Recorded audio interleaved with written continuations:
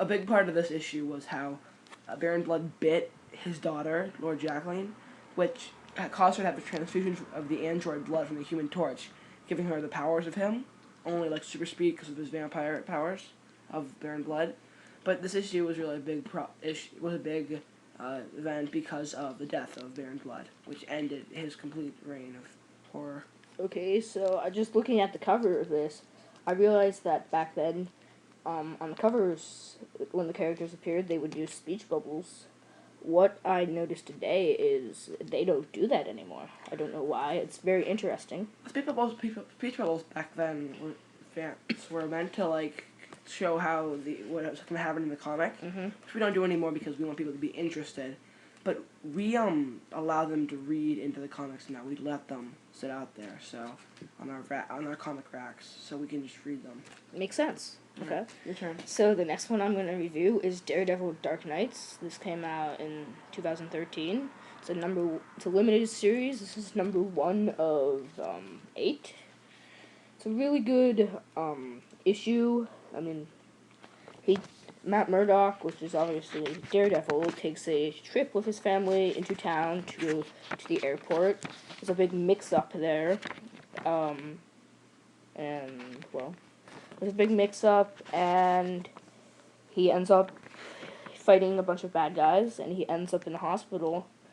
And other than that, it's really good. There were really no major villains or anything, but again, as I said before, this is a limited series, 1 of 8. Really good. You should check it out if you like Daredevil.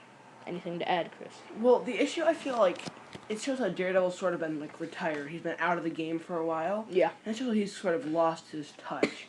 In one part, it shows him jumping off a building, and one man saying how Daredevil never misses.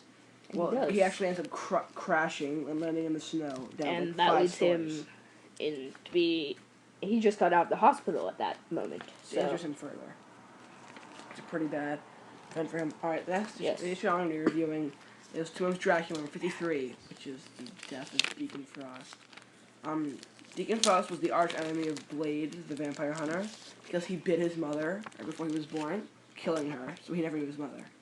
Now, this issue is really a big part because it means the death of his arch rival. It also includes the vampire detective Hannibal King, who really is controversial because he's the only vampire who can resist his bloodlust without any kind of formula or substitution, which really made him sort of an outcast because in the Marvel Universe, the vampires all drink people's blood or satisfy their bloodlust somehow. But he never really had to, and that was a really odd topic. He sometimes used a formula, but it was really odd. Yes, I agree. Well, I guess that's... Yeah. Is that it, Dan? Okay, so the next one I'm going to review is The Superior Spider-Man, Age of Ultron tie-in, number 6. This is a really good issue. It deals with Doc Ock, Peter, and him trying to assist Tony Stark with the Ultrons and trying to fight them. Shows the Avengers team, but I mean the main concepts from this issue are that all heck has gone loose and Ultrons are destroying the city of New York. Do you have anything to add to this, Chris? Yeah, I thought the issue was really showed how Doc Ock is really a megalomaniac, how he's really egomaniac, and how he likes to be in control of everything. He actually tries to take over Ultron's robots with his own technology, and rather than relying on Tony Stark's plan to destroy the Ultrons. Stark Industries technologies. Which really showed how he was only confident in himself and thought he could create a utopian society, even though it backfired miserably and ended up killing multiple innocent people. Yeah, I agree. And costing their only chance at freedom. I agree. I mean, he didn't trust Tony Stark. He wanted to use his own tech, but I mean, that kind of shows how self-centered this new Doc Ock Peter Parker is. So, good issue. I mean, anything to add? Not really. Okay. Alright, the next issue I'm going to be reviewing is Fantastic Four number 175.